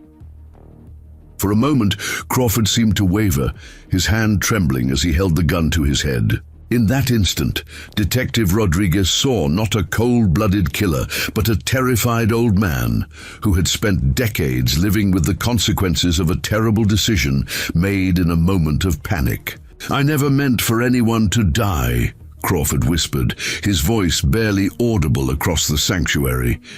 "The embezzlement was supposed to be temporary, just until the church building project was completed. We were going to pay the money back." "What changed?" Detective Rodriguez asked gently, hoping to keep Crawford talking long enough for the situation to resolve peacefully. "Jerome Williams changed everything. He discovered our arrangements before we could replace the money. When we tried to reason with him, he threatened to expose everything to the state authorities and the FBI. Kenneth Barnes panicked and..." Crawford's voice trailed off. "Kenneth Barnes killed Jerome Williams while you and Judge Mitchell watched," Detective Rodriguez finished for him. Crawford nodded slowly, tears streaming down his weathered face. "It was supposed to look like Jerome had left town voluntarily. We planted evidence suggesting he had taken money from the choir fund and fled to avoid prosecution. But his wife never believed the story, never stopped asking questions." The sound of approaching sirens indicated that additional law enforcement units were arriving at the scene. Crawford heard the sirens too, and his grip tightened on the pistol pressed against his temple. "Reverend Crawford," Detective Rodriguez said urgently, "those sirens represent justice for Jerome Williams and his family. Don't deny them that justice by taking your own life." Crawford looked around the sanctuary one final time, his eyes lingering on the piano where Jerome Williams had created beautiful music that had touched hundreds of lives. For 26 years, Crawford had sat in this same church every Sunday, delivering sermons about redemption and forgiveness, while knowing he was responsible for the death of one of the congregation's most beloved members. "Detective Rodriguez," Crawford said quietly, "tell Jerome Williams's family that I am truly sorry for what we did to him. Tell them that not a day has passed in 26 years that I haven't regretted our actions. You can tell them yourself. Reverend, put the gun down and come with me." Crawford slowly lowered the pistol from his temple and placed it on the altar beside a fresh arrangement of white lilies that Betty Williams had prepared for the upcoming Sunday service. He walked toward Detective Rodriguez with his hands raised, his shoulders shaking with exhaustion and relief. "I'm ready to face whatever consequences await me," Crawford said as Detective Rodriguez placed handcuffs on his wrists. "I'm tired of carrying this secret." As they walked out of the church together, Detective Rodriguez felt a sense of completion that rarely accompanied the resolution of a criminal case. After 26 years, Jerome Williams would finally receive justice, and his family would finally have answers to the questions that had haunted them for over 2 decades. Outside the church, a crowd of community members had gathered despite the late hour, drawn by the unusual police activity at Mount Zion Baptist Church. Detective Rodriguez could see Betty Williams standing near her car, tears streaming down her face as she realized that the truth about Jerome Williams had finally been revealed. Agent Walsh approached them as they reached Detective Rodriguez's vehicle. "Patricia, Kenneth Barnes is in custody and has already requested an attorney. We've also received word that Judge Mitchell was arrested trying to cross into Alabama. All 3 conspirators are now in custody." Detective Rodriguez helped Crawford into the back seat of her car, then paused to look back at the church where Jerome Williams had spent his final hours alive. The building looked peaceful in the warm Georgia evening, its stained glass windows glowing softly in the darkness. Justice for Jerome Williams was finally at hand. But Detective Rodriguez knew that the hardest part was yet to come, helping his family and his community heal from 26 years of unanswered questions and carefully hidden truths. Friday morning arrived with unseasonably cool air and overcast skies, as if nature itself was reflecting the somber mood that had settled over Harmony, Georgia. News of the arrests had spread throughout the small community overnight, carried by phone calls, text messages, and the kind of urgent whispered conversations that only shocking revelations can inspire. Anthony Williams stood outside the Georgia Bureau of Investigation field office in Atlanta, waiting for his mother and sister to arrive from Savannah. Detective Rodriguez had requested a family meeting to provide them with complete details about the investigation's findings and to discuss the legal proceedings that would follow. The drive from Harmony to Atlanta had given Anthony time to process the magnitude of what had been discovered. After 26 years of wondering, questioning, and hoping, he finally knew exactly what had happened to his father and why. The relief was overwhelming, but it was tempered by anger at the decades of lies and the realization that powerful people in his community had watched his family suffer in silence. Gloria Williams arrived in a rental car driven by her daughter, Rebecca, who had taken emergency leave from her teaching position to support her mother through this difficult time. Rebecca was a petite woman in her early 30s who strongly resembled her mother, with the same determined expression and careful composure that had helped their family survive the years of uncertainty. "Anthony," Gloria said, embracing her son in the parking lot outside the government building, "have you learned anything new since yesterday?" Detective Rodriguez said she wants to go through everything with all of us together, Anthony replied. She mentioned that there are some details in Crawford's confession that she wants us to hear directly from her rather than reading about them in news reports. Rebecca looked around nervously at the imposing federal building. I can't believe. We're here because people we trusted killed our father. Judge Mitchell used to give me candy when Mama took us to the courthouse to pay property taxes. The family was escorted to a conference room on the 3rd floor, where Detective Rodriguez waited with Dr. Patricia Cole and Agent Walsh. The room was furnished with a long table and comfortable chairs, but the formal government setting emphasized the serious nature of their meeting. Detective Rodriguez began by expressing her condolences and explaining the recovery of Jerome's remains. Mrs. Williams, we found your husband buried in the Crawford family cemetery, and the forensic evidence confirms that he was murdered on July 11th, 1979, exactly as your family always suspected. Gloria listened intently as Detective Rodriguez detailed the confession and the financial evidence that had motivated the murder. When the detective finished her presentation, Gloria sat quietly for several minutes, processing information she had waited over 2 decades to receive. Detective Rodriguez, Gloria finally said, I need to ask you something that's been troubling me. If Jerome sent letters to the FBI and other federal agencies before he was killed, why didn't anyone investigate his disappearance properly? At the time, Agent Walsh consulted his notes before responding. Mrs. Williams, we've located the original federal files from 1979. Your husband's letters were received and logged, but they were referred back to local authorities for initial investigation. Unfortunately, those local authorities were either corrupt or incompetent, Dr. Cole added gently. Your husband was very thorough in documenting the financial crimes he discovered. His letters included copies of bank statements, forged documents, and detailed explanations of how the embezzlement scheme worked. If his case had been properly investigated in 1979, this conspiracy would have been exposed immediately. Rebecca spoke up for the first time since entering the conference room. What happens now? Are these men going to prison for what they did to our father? Detective Rodriguez nodded firmly. All 3 conspirators are facing multiple charges, including first-degree murder, conspiracy, embezzlement, and obstruction of justice.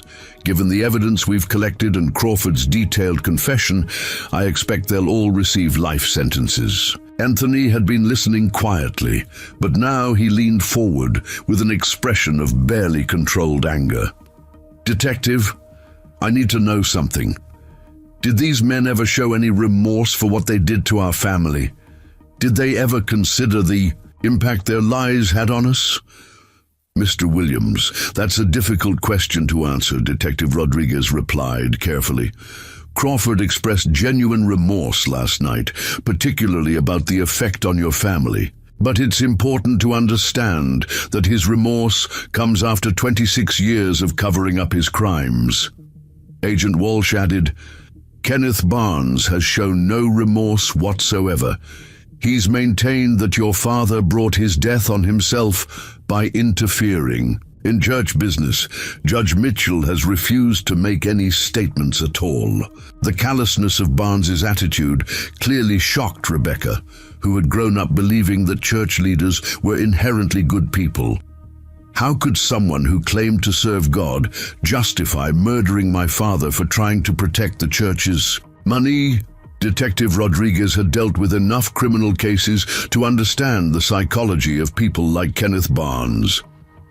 Miss Williams, some people are capable of compartmentalizing their behavior to an extraordinary degree. Barnes probably convinced himself that protecting the church's reputation was more important than your father's life.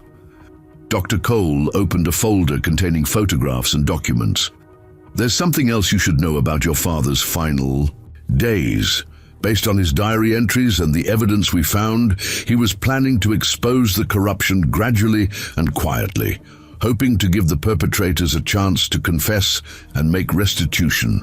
Gloria's eyes filled with tears as she realized the depth of her husband's compassion. That sounds exactly like Jerome. Even when he was being threatened, he was trying to find a way to handle the situation with Christian grace. "Mrs. Williams," Detective Rodriguez said softly, "your husband died because he refused to compromise his principles. The conspirators offered him money, threatened his family, and finally resorted to murder because they couldn't corrupt him or silence him any other way." Anthony stood up from the conference table and walked to the window overlooking downtown Atlanta. The city stretched out below him, full of people going about their daily lives without knowing that a 26-year-old murder case had finally been solved just miles away. "Detective Rodriguez," Anthony said without turning around, "when can we have Dad's body for burial? Mama has been waiting 26 years to lay him to rest properly." "The medical examiner will release your father's remains early next week after completing all necessary forensic procedures. We want to make sure we have everything we need for the prosecution before releasing the evidence." Rebecca joined her brother at the window, placing a supportive hand on his shoulder. "Anthony, we need to plan a funeral that honors everything Dad stood for. The whole community needs to see that he died as a hero, not as someone who abandoned his family." Gloria rose from her chair and approached her children, her voice steady despite her emotional turmoil. "We're going to hold the funeral at Mount Zion Baptist Church, in the sanctuary where your father created so much beautiful music. The community needs to understand that Jerome Williams died protecting the church he loved." Detective Rodriguez gathered her papers and prepared to conclude the meeting. "Mrs. Williams, there's one more thing you should know. We found your husband's original musical compositions among the evidence hidden under the piano bench. Many of those pieces were never performed because he died before he could introduce them to the choir." Anthony turned back to face the room, his expression brightening slightly for the first time since the meeting began. "Could we have copies of Dad's compositions? Maybe the church choir could perform them at his funeral service." "Of course," Dr. Cole replied, pulling several sheets of sheet music from her folder. "Your father was an incredibly talented composer. These arrangements are sophisticated and beautiful." As the family prepared to leave the conference room, Detective Rodriguez offered them her personal phone number and assured them that she would remain available throughout the legal proceedings that would follow. "Mrs. Williams," Detective Rodriguez said as they shook hands goodbye, "I want you to know that your husband's case will be remembered as an example of what can happen when good people refuse to be silenced by corruption and intimidation." Outside the government building, the Williams family stood together in the cool morning air, finally free from the questions and uncertainty that had defined their lives for over 2 decades. The truth was painful, but it was also liberating. "Mama," Rebecca said, linking arms with her mother and brother, "what do you want to do first when we get home?" Gloria considered the question carefully before responding. "I want to visit the church and thank Pastor Hayes and Betty Williams for having the courage to bring this truth to light. And then I want to start planning a funeral that celebrates your father's life and his principles." Anthony looked back at the imposing government building, where they had finally learned the complete truth about his father's death. Dad waited 26 years for justice, but he's finally going to get it. That has to count for something. As they drove back toward Harmony, the Williams family carried with them not only the pain of confirmed loss, but also the peace that comes from finally knowing the truth. Jerome Williams had died protecting his church from corruption, and his death would not be in vain if it inspired others to stand up for what was right, regardless of the personal cost. The healing process would take time, but it could finally begin now that the lies and cover-ups had been exposed to the light of truth and justice.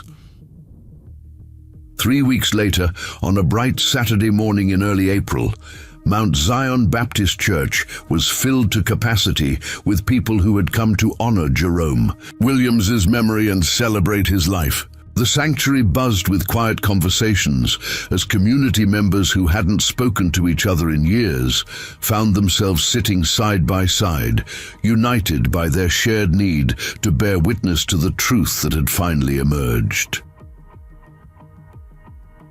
Gloria Williams sat in the front pew, wearing a navy blue dress and the same gold cross necklace Jerome had given her decades earlier.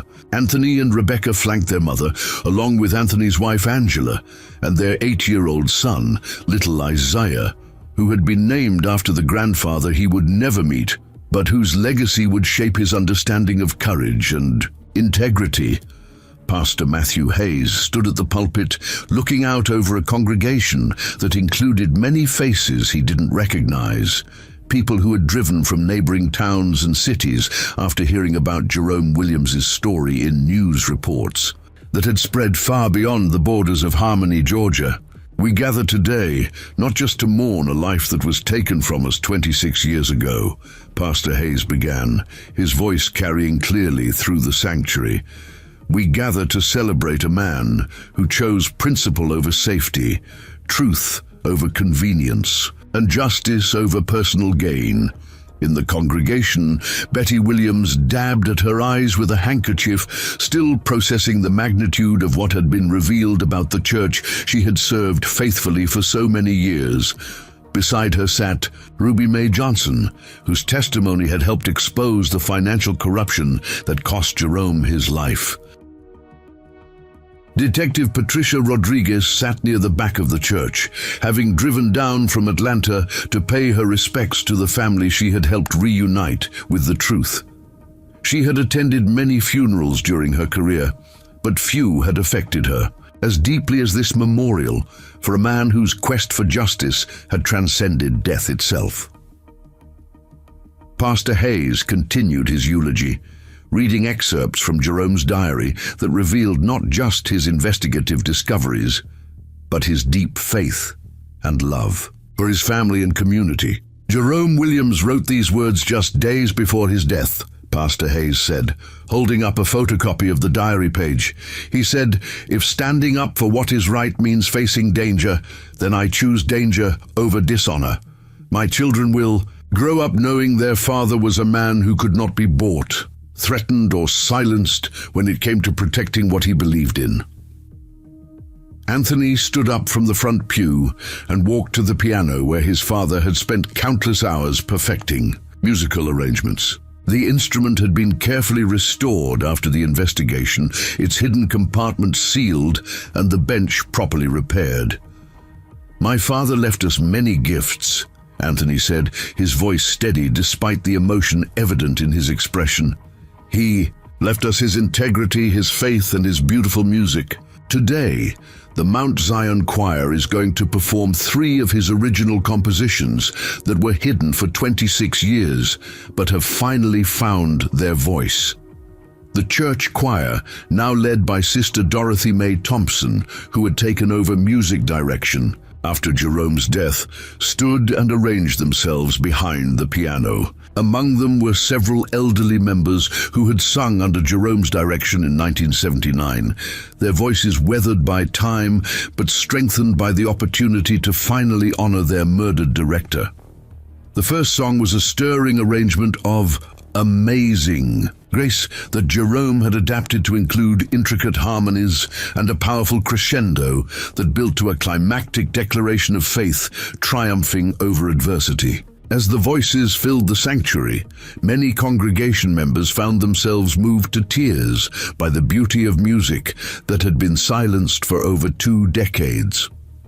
The second composition was an original piece Jerome had titled "Truth Will Rise," with lyrics that seemed prophetic given the circumstances of his death and the eventual exposure of his killers. The choir sang with particular passion about truth emerging from darkness and justice flowing like a mighty river. Margaret Lewis, the retired school teacher who had provided crucial evidence about the threatening conversations she had overheard, stood during the final song to add her voice to the chorus. At 76, her soprano was still clear and strong, carrying the melody of Jerome's arrangement of "We Shall Overcome," with the authority of someone who had lived through decades of struggle and finally witnessed victory. After the musical tributes, Gloria Williams approached the pulpit to address the congregation. She had spent considerable time preparing her remarks, wanting to ensure that her words honored not just her husband's memory, but also the importance of speaking truth in the face of intimidation. 26 years ago, this community lost more than just a talented musician and devoted family man, Gloria said, her voice carrying the strength that had sustained her through decades of uncertainty. "We lost a man who understood that protecting our church meant more than protecting the people who happened to be in leadership positions at any given time." She paused to look directly at several community members who had remained silent about their suspicions for over 2 decades, her gaze both forgiving and challenging. Jerome died because he believed that silence in the face of wrongdoing is complicity. He died because he understood that true faith requires action, not just belief. His death teaches us that sometimes the greatest service we can provide to our community is refusing to let corruption hide behind respectability. As Gloria returned to her seat, Pastor Hayes announced that the legal proceedings against Jerome's killers had been concluded the previous week. Edward Crawford had been sentenced to life in prison without the possibility of parole after pleading guilty to first-degree murder. Kenneth Barnes had received the same sentence after a brief trial where his own confession and the overwhelming physical evidence made his guilt undeniable. Judge Walter Mitchell, who had been extradited from Alabama, faced not only murder charges for Jerome Williams, but also charges related to Susan Miller's death. His sentencing was scheduled for the following month, but prosecutors expected he would also receive life imprisonment. "Justice delayed is not justice denied," Pastor Hayes said, echoing words that Detective Rodriguez had spoken to the Williams family. "Today we celebrate not just Jerome Williams' life, but the triumph of truth over deception, courage over cowardice, and light over darkness." After the formal service concluded, the congregation moved to the fellowship hall, where a reception had been prepared. The walls were decorated with photographs of Jerome Williams leading the choir, teaching music to children, and participating in various church activities throughout the 1970s. Anthony found himself surrounded by people sharing memories of his father that helped fill in gaps from his childhood recollections. Sister Pearl Thompson, now in her 70s, told him about how Jerome had personally taught her grandson to read music. Deacon Ralph Foster described Jerome's quiet generosity in helping families facing financial difficulties. "Your father never made a big show of his kindness," Deacon Foster explained to Anthony. "He just quietly helped people and expected nothing in return. That's the kind of man who threatens people like Kenneth Barnes and Edward Crawford, someone whose goodness made their corruption look even more ugly by comparison." Detective Rodriguez approached Gloria Williams near the end of the reception, carrying a folder containing the last pieces of evidence from the investigation. "Mrs. Williams, these are your husband's personal effects that we recovered from the burial site. I wanted to return them to you personally." Inside the folder were Jerome's wedding ring, his watch, and a small leather wallet containing family photographs and a handwritten note that Gloria had given him on their wedding anniversary just months before his death. Gloria opened the note and read her own words from over 26 years earlier. "To my beloved Jerome, your music fills our church, but your love fills our home. Thank you for being the kind of man our children can look up to and respect." "Detective Rodriguez," Gloria said through her tears, "thank you for giving my husband back to us. We couldn't bury his body for 26 years, but now we can finally let his spirit rest in peace." As the reception wound down, Pastor Hayes announced that the church board had voted unanimously to establish the Jerome Williams Memorial Fund for church financial transparency and accountability. The fund would provide resources for training church leaders in ethical financial management and would offer rewards for reporting suspected embezzlement or corruption in religious organizations. Jerome Williams died protecting this church's integrity, Pastor Hayes explained to the assembled congregation. The best way we can honor his memory is by ensuring that what happened to him never happens to anyone else. Anthony Williams stood to address the crowd one final time, his voice carrying the determination that had sustained his family through their long quest for justice. My father believed that doing the right thing was more important than doing the safe thing, Anthony said. Today, we promise that his death will not be forgotten, and his example will continue to inspire people to stand up against corruption and injustice wherever they find it. As people began leaving the church, many stopped to shake hands with the Williams family and express their commitment to carrying forward Jerome's legacy of integrity and courage. The afternoon sun streamed through the stained glass windows, casting the same colorful patterns across the floor that had welcomed Jerome Williams to work each day over 4 decades earlier. Betty Williams was among the last to leave, pausing to speak privately with Pastor Hayes about the changes that would need to be made in the church's governance and financial oversight. Pastor Hayes, she said quietly, I hope Jerome can finally rest in peace knowing that the truth came out and that his death meant something important. Pastor Hayes looked around the sanctuary where Jerome Williams had created beautiful music and ultimately sacrificed his life for his principles. Betty, I think Jerome Williams's story is just beginning. 26 years after his death, he's still teaching people about courage and integrity. That's a legacy that will outlive all of us. As the last members of the congregation departed, the Williams family stood together in the empty sanctuary, finally at peace with the knowledge that Jerome Williams's death had not been in vain. His quest for truth and justice had transcended his murder, ultimately exposing the corruption he had died trying to reveal and inspiring a new generation to choose principle over convenience. The piano sat silent now, but the music Jerome Williams had created would continue to be heard, just as his voice for justice would continue to speak to anyone willing to listen. Truth had indeed risen from the darkness, exactly as Jerome Williams had always believed it would. The end. Up next, 2 more incredible stories are waiting for you right on your screen. If you enjoyed this one, you won't want to miss this. Just click to watch. And don't forget to subscribe. It would mean a lot.